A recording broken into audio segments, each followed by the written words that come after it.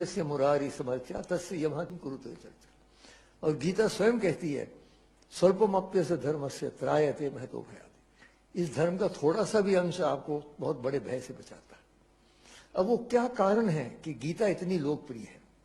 जैसे सर्वोपनिषद तो उपनिषद है, उपनिषद से ही गीता का जन्म हुआ है, लेकिन गीता इतनी लोकप्रिय क्यों है?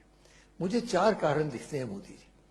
पहला कारण यह है कि गीता संघर्ष का शास्त्र है और आज हम लोग संघर्ष की परिस्थिति में हैं। हम उपनिषद का बिल्कुल वातावरण अलग था, बैठे हुए आराम से हिमालय की किसी पर्वत चोटी पे आश्रम में, लेकिन गीता में तो वहां युद्ध शुरू हो रहा है, शंख बज चुके हैं, पक्षपात तैयार हो रहे हैं उसके बीच में।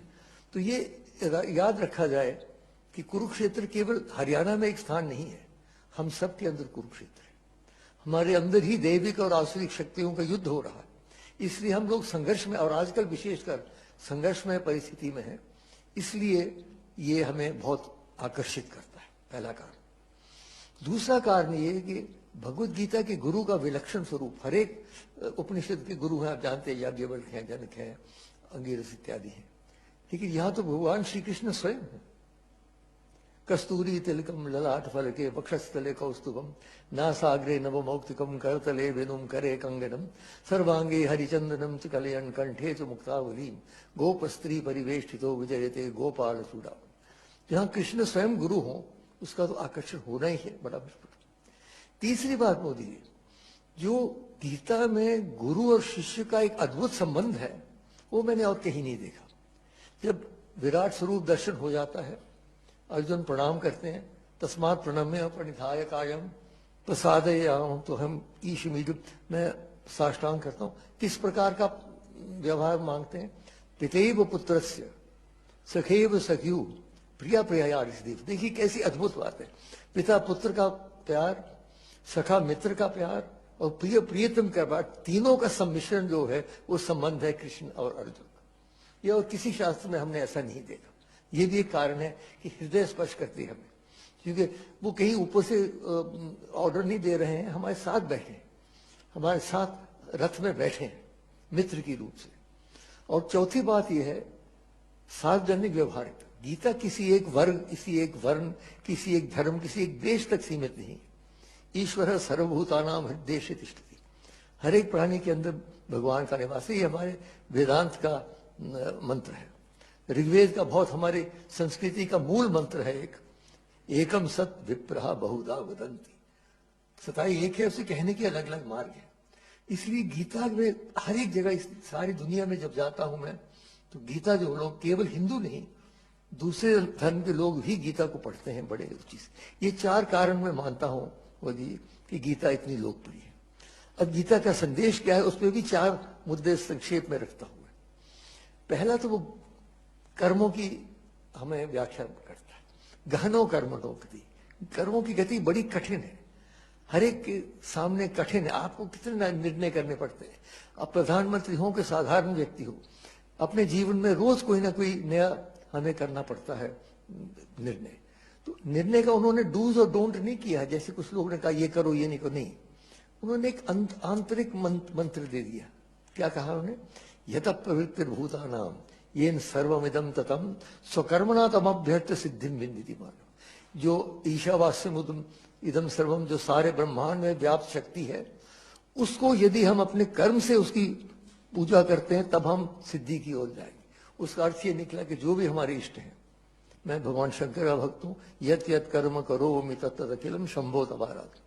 कृष्ण हो, दुर्गा हो, माता हो, जीसस हो, मोहम्मद, जो भी हो, अगर आप सच्चे दिल से समर्पण करते हैं कर्म को, फिर आप गलत कर्म नहीं कर सकते।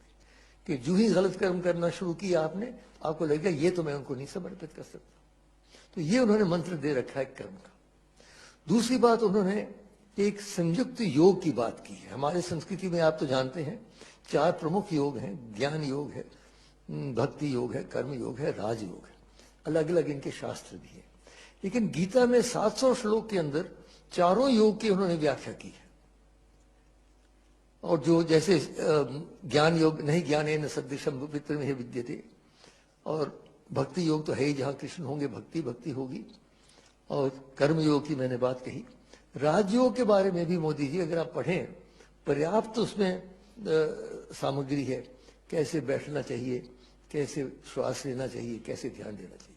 तो चारों योग सम्मिश्रित योग। तीसरी बात, संयुक्त आश्वासन। बड़े आश्वासन देते हैं मोदी जी। यदा यदा हि धर्मस्य ग्लानिर्भवति भारत अभ्युत्थानाम धर्मस्य तदात्मानं सृजाम्यहं परित्राणाय साधूनां विनाशाय च दुष्कृतां धर्म संस्थापनार्थाय संभवामि युगे। और कौन्तेय प्रतिजानीहि न मे भक्त प्रणश्यति। लेकिन अब मैं एक नई बात कहूंगा।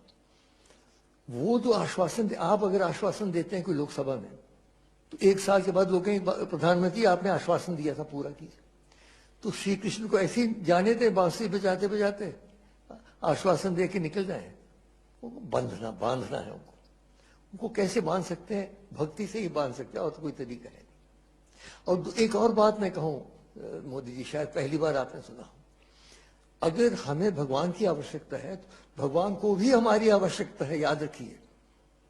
मानव की सहयोग के बिना भगवान का कार्य पूरा नहीं होता।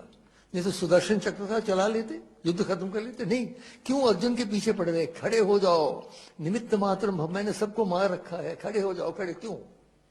क्योंकि हमारे सहयोग के बिना उनका कार्य पूरा नहीं। श्री राम ने भी जब चढ़ाई करनी थी श्रीलंका पर, तो अयोध्या से कोई नहीं आया। वहां के जो वनवासी है, और बहुत प्रगतिशील वनवासी है, ये दुर्भाग्य है कि हमारे उत्तर भारत के कवियों ने उनको वानर कह दिया, तो लोग समझते हैं वानर है। वानर नहीं है, बहुत ही प्रगतिशील। उनके देखिए कितनी बड़ी राजधानियां थी। तो इसलिए वो सब इकट्ठे किए, वो सेना बनी, तब जाके उनका कार्य पूरा हुआ।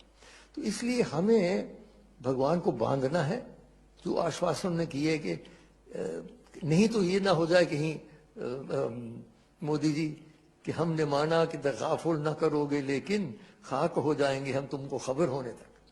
वो आश्वासन दे के जो चले गए बांसुरी बजाते बजाते, तो हम सब यहीं रह गए। और चौथी और अंतिम बात मैं कह रहा, संयुक्त समर्पण। अंत में जब सारी गीता समाप्त हो जाती है, गीता तो प्रश्नोत्तरी है, आप जानते हैं, उपनिषद भी प्रश्नोत्तरी, हमारी संस्कृति ही प्रश्नोत्तरी की संस्कृति है। तो गीता में जो अंत में सब समाप्त हो जाता है, तो भगवान एक अपना श्लोक बोलते हैं। क्या कहते हैं? सर्व धर्मान परित्यज्य माम एकम शरणम व्रज अहम त्वा सर्व पापेभ्यो मोक्षयिष्यामि। सब धर्म क्या? धार्यते इति धर्म, जो धारण करता है। कुछ तो समझते हैं कि उनका धन धारण करेगा, कुछ समझते हैं उनकी विद्या धारण करेगी, कोई समझते हैं उनकी सत्ता धारण, अंततो गत्वा दैविक शक्ति ही धारण कर सकती है। इसलिए वो कहते हैं सब धर्म को छोड़ो, मां शुच। आखिरी जो 2 शब्द है देखिए गीता के, मां शुच, डरो नहीं। जैसे एक अंधेरे कमरे में बच्चा चल रहा हो तो मां पीछे कहती डरो नहीं बेटा, मैं पीछे। तो कृष्ण कह रहे हैं मैं हूं ना। इसलिए अंत में मैं श्री कृष्ण के प्रति ही एक श्लोक अर्पित करता हूं, जिसमें हम कह रहे हैं, उनको प्रार्थना कर रहे हैं कि हे भगवान, आप कृपा करके आज ही हमारी चेतना को अपने कृपा में ले लीजिए। अंतिम समय जब आएगा, न जाने बोल पाएंगे, कहाँ होंगे, आईसीयू में होंगे, कहाँ होंगे, इसलिए विलंब न करें। कृष्णत्वदीय पद पंकज पंजरांते अद्येव में विशितु मानस राजहंस प्राण प्रयाण समये कफवाति पित्तैः कंठावरोधन विधौ स्मरणं कुतस्ते। इन शब्दों के साथ मैं पुनः आपका धन्यवाद करते हुए प्रार्थना करता हूं कि आप कार्यक्रम को